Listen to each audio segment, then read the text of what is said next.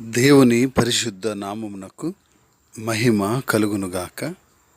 కృపావాక్కు అను ఆధ్యాత్మిక కార్యక్రమమునకు మీకు స్వాగతం. ఈరోజు దేవుని వాక్యము. దేవుడు మనకు ఆశ్రయమును దుర్గమునై ఉన్నాడు. ఆపత్కాలములో ఆయన నమ్ముకొనదగిన సహాయకుడు. కీర్తనలు 46వ కీర్తన 1వ చరణము.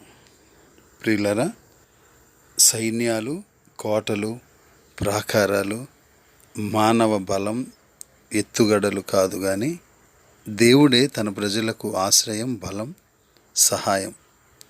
మహాశక్తివంతము, శాశ్వతము అయిన ఆశ్రయముగా ఉన్న దేవునిలో మనం ఉంటే మనకు హాయిని చేయగలిగేది ఏది లేదు, ఎవరూ చేయలేరు కూడా. మనం ఆయనలో లేనట్టు భయపడడం దేనికి?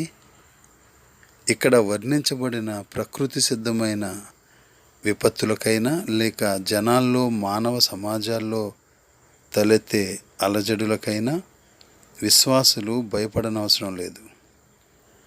వీటిని బైబిల్లో అక్కడక్కడ పర్వతాలు లేక సముద్రాలు, వరదలు మొదలైన చిహ్నాల సహాయంతో సూచించడం కనిపిస్తుంది.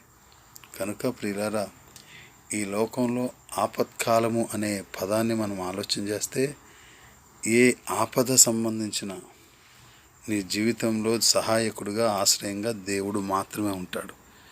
మానవులు ఎవ్వరూ ఈ లోక సంబంధమైన ఏ బలగము ఏది నిన్ను రక్షించలేదు.